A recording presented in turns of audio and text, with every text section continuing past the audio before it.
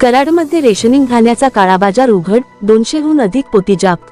कराड शहरात रेशनिंगचा गहू आणि तांदूळ मोठ्या प्रमाणात अवैधरित्या साठवून ठेवून त्याचा काळाबाजार केल्याचा प्रकार उघडकीस आला आहे।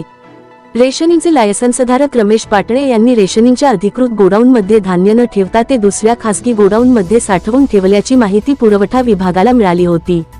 या माहितीनंतर पुरवठा विभागाने छापा टाकत कारवाई केली। या कारवाईत अवैधरित्या साठवून ठेवलेले गहू आणि तांदळाची साधारण 200हून अधिक पोती जप्त करण्यात आली आहेत। हे धान्य साधारण 9 ते 10 टन असल्याचा अंदाज अधिकाऱ्यांनी व्यक्त केला आहे। सध्या या प्रकरणाचा अधिक तपास पुरवठा विभागाकडून सुरू असून या काळाबाजारामध्ये आणखी कोणाचा सहभाग आहे का याचाही शोध घेतला जात आहे। या प्रकरणाचा पंचनामा करण्यात आला असून संबंधितांवर लवकरच गुन्हा दाखल करण्यात येणार असल्याची माहिती पुरवठा अधिकारी सायला नायकवडे यांनी दिली। अशाच ताज्या बातम्यांसाठी आजच आमच्या चॅनलला लाईक, शेअर आणि सबस्क्राईब करायला विसरू नका। सागर दंडवते, पृथ्वी न्यूज, कराड।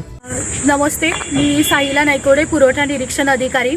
आज दिनांक 29 मार्च 2026 रोजी सकाळी 9 वाजता मला खबर लागली की वाखन रोड येथे एका शेडमध्ये सार्वजनिक वितरण व्यवस्थेअंतर्गत वितरण होणारा गहू व तांदळाचा साठा आहे।